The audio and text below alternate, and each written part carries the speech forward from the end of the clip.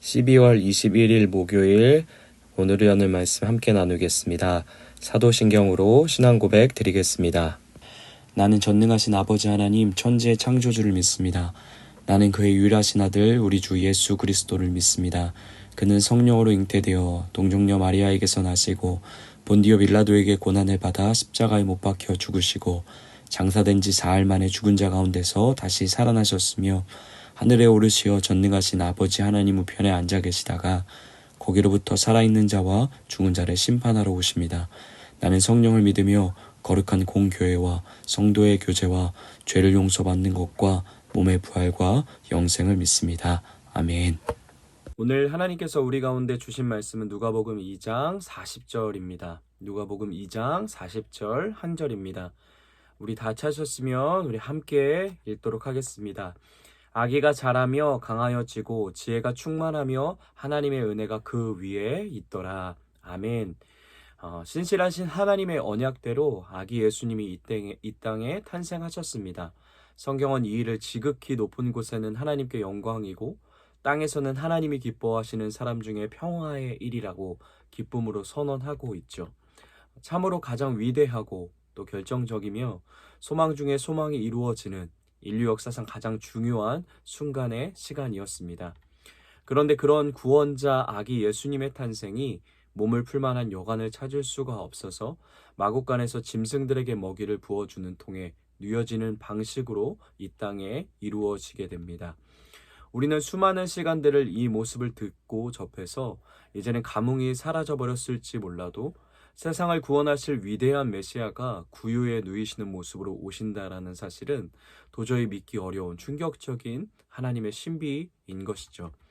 예수님은 그렇게 참으로 겸손하게 가장 낮은 자의 모습으로 인간의 삶을 시작하십니다. 하나님의 아들이신 예수님이 이런 모습으로 오시는 참된 겸손을 손수 우리에게 보여주셨기 때문에 말씀은 끊임없이 예수님을 믿는 우리에게 겸손을 강조하는 것이죠. 이처럼 낮은 자의 모습으로 오신 우리 예수님이 우리에게 소망이 되십니다. 그리고 당시 누가복음을 처음 대하던 1차 독자들에게 특별히 언약의 빛 아래 굉장히 소외되던 이방인들에게도 소망으로 전해졌을 겁니다.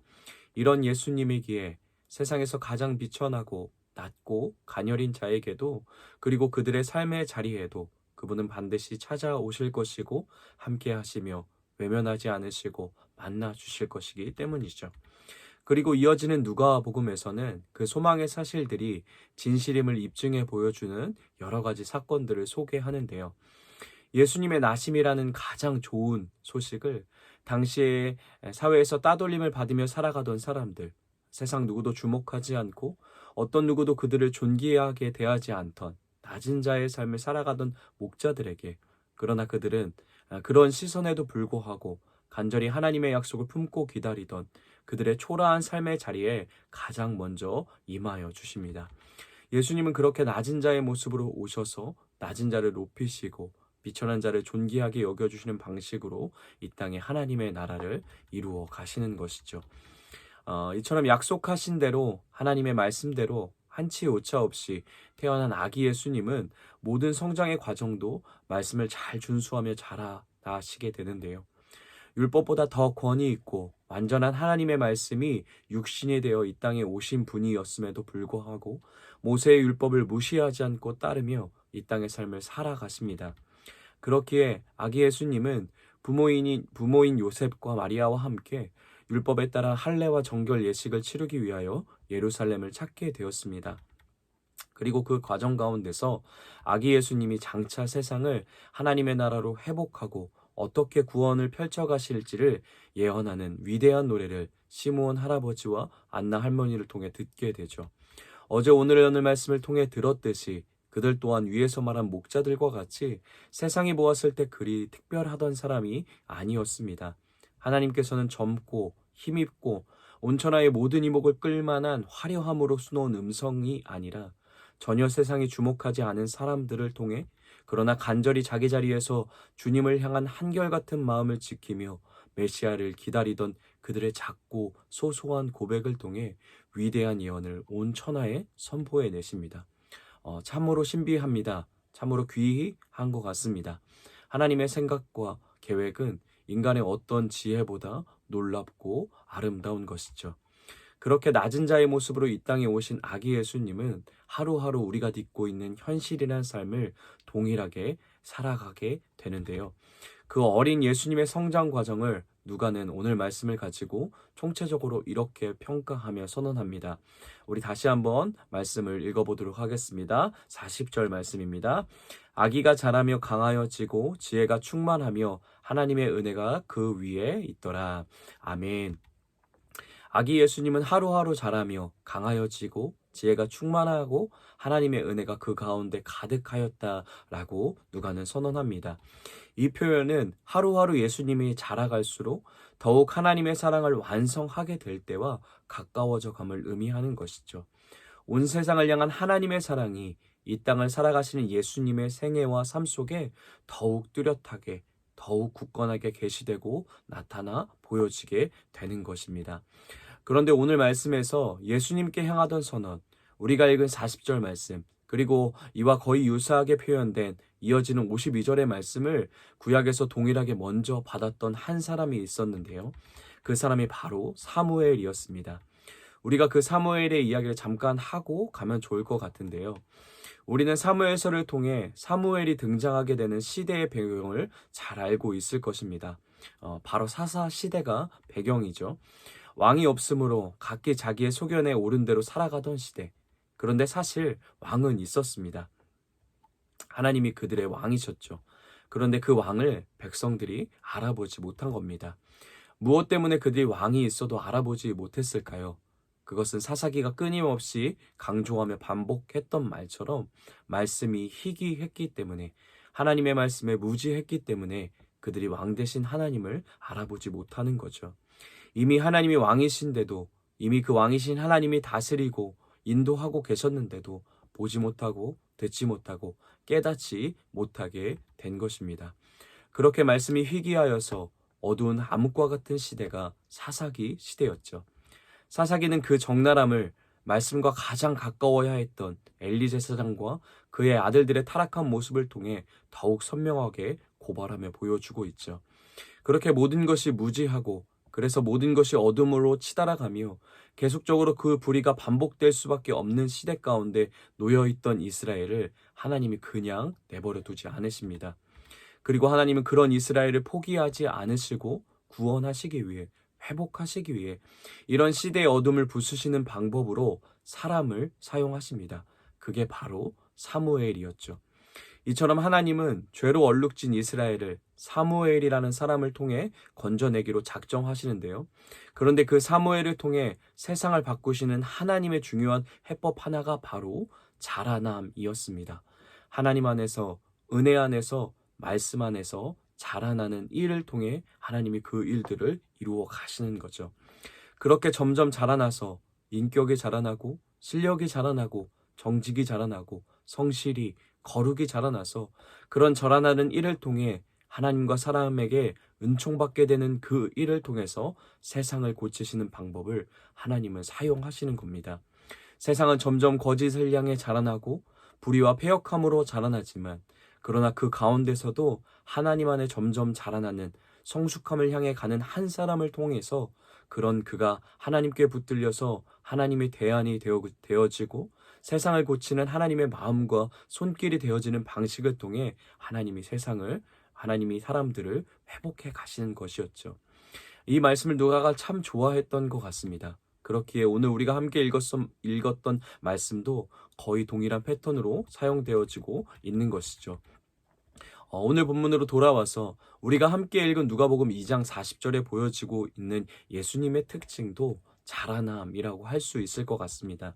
예수님 또한 하나님의 사랑을 완성하시고 구원의 역사를 완성하시기 위해 완전한 하나님이셨음에도 불구하고 하나님 안에 자라남이 대안임을, 그것이 하나님의 방법임을 우리에게 가르쳐 주시기 위해서 자기의 삶을 통해 손수 보여주십니다. 사사시대와 전혀 다르지 않은 현실, 여전히 죄로 가득한 땅, 패역한 세상, 하나님 아닌 세상 권세가 온 천하를 휘두르고 있는 것 같은 시대의 배경, 그래서 하나님 안에 자라남은커녕 내가 가지고 있는 믿음조차 지켜내기 쉽지 않은 상황 속에서 예수님이 자기 삶을 통해 우리에게 가르치고 계신 겁니다. 어떤 것을 가르치고 계실까요? 그런 현실을 딛고 서 있어도, 그런 현실을 살아간다 할지라도, 그런 시대 속에서도 하나님 안에서 자라나며 강하여지고 지혜가 충만하여지고 하나님의 은혜와 더욱 가까워지는 그 자람의 일들을 이뤄낼 수 있음을 증명해 내시는 것이죠. 그리고 그 과정을 지나가고 있는 자들의 삶을 통해서 하나님은 여전히 이 땅을 회복해 가심을 우리에게 보여주고 계신 겁니다. 현실은 언제나 어려웠습니다. 과거도 그랬고 현재도 그렇고 앞으로 미래에도 예수님을 믿으며 하나님 안에 살아가는 삶이 어렵지 않은 적은 없었고 앞으로도 그럴 것입니다. 그런데 어쩌면 우리가 살아가는 오늘의 현실보다 예수님의 시대는 더욱 믿음을 지키며 살아가는 것이 힘든 현실이었을 것입니다. 그런데 오늘 말씀 누가복음 2장 40절이 우리에게 보여주고 있는 것이죠. 그런 현실 속에서도 완전한 하나님이신 그분이 완전한 인간이 되어 그 현실 하나하나를 딛고 서 있음에도 불구하고 하나님 안에 자라남을 이루어내심을 손수 보여주시며 증명해 내시는 것이죠. 그리고 너희도 이와 같이 멈추지 말라고, 어떤 현실 속에서도 말씀으로 하나님 안에서 은혜 안에서 자라날 수 있다고, 결코 멈추지 말고 끊임없이 주님 안에 자라나라고 초청하시고 요청하십니다. 세상의 거짓이 더 짙어지고 모든 세상 권세가 주류가 되어 다스리며 살아가는 것 같지만 그 안에서도 하나님 안에 자라남을 경험하며 성숙을 이뤄가는 한 사람, 한 가정, 한 교회, 한 민족을 통해 하나님은 그들이 세상을 향한 하나님의 회복의 대안이 되게 하십니다. 하나님의 나라를 보여주는 주님의 통로가 될 것이라고 오늘 예수님의 모습을 통해 우리에게 가르쳐주고 계신 것이죠. 우리가 그렇게 자라남을 멈추지 않길 소망합니다. 하나님의 은혜 안에서 날마다 자라남을, 하나님의 말씀 안에서 날마다 자라남을 멈추지 않게 되길 원합니다.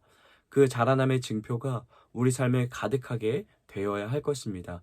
오늘도 말씀 앞에 서 있는 이 시간을 통해 하나님의 말씀 앞에 한 뼘이라도 자라날 수 있게 되길 소망합니다.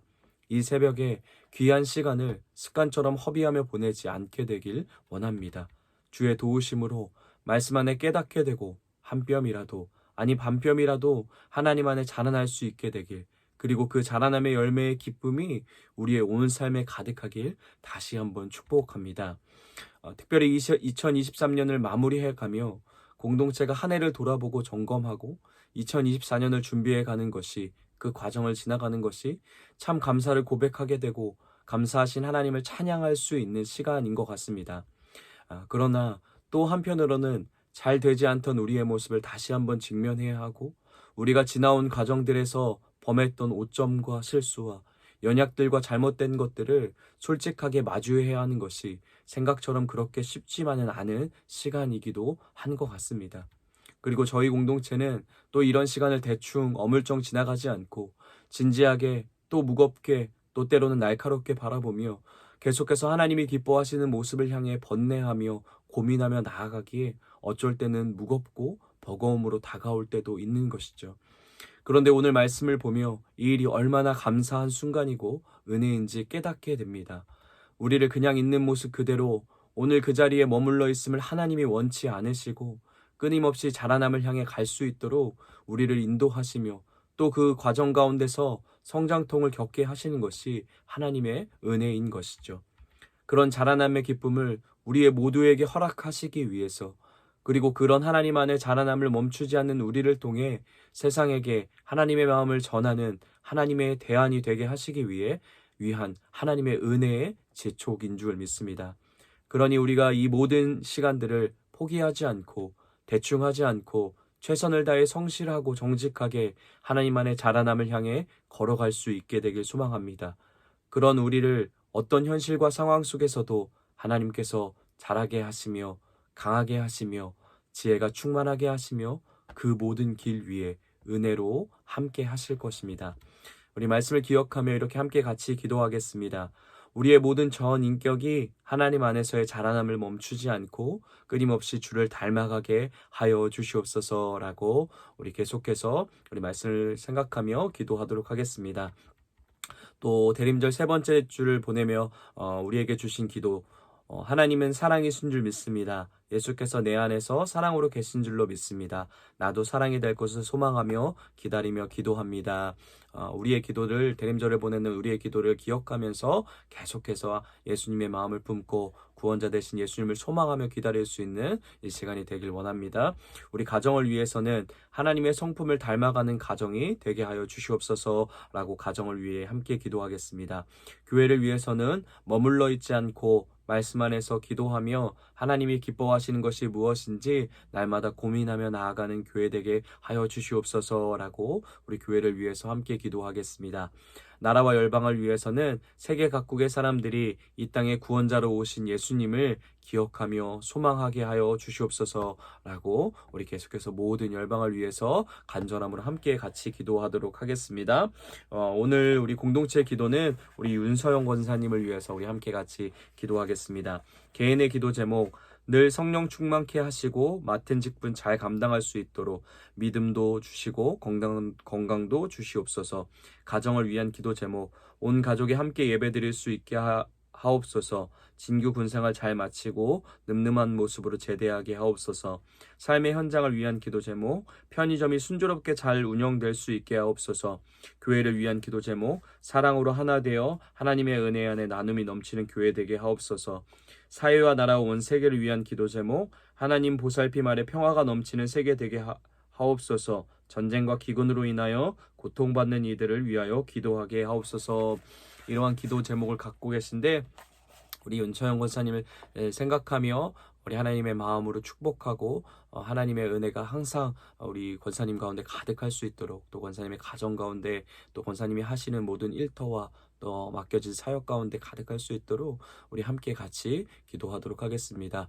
또 오늘 생일을 맞은 우리 뉴엘님 어린이를 위해서도 우리 함께 같이 기도하겠습니다. 오늘 말씀에서 봤듯이 하나님 안에서 자라나며 날마다 지혜가 충만해지고 하나님의 은혜와 더욱 가까이 함께하며 자라날 수 있는 우리 엘림이 될 수 있도록 허락해달라고 우리 함께 같이 또 기도하도록 하겠습니다.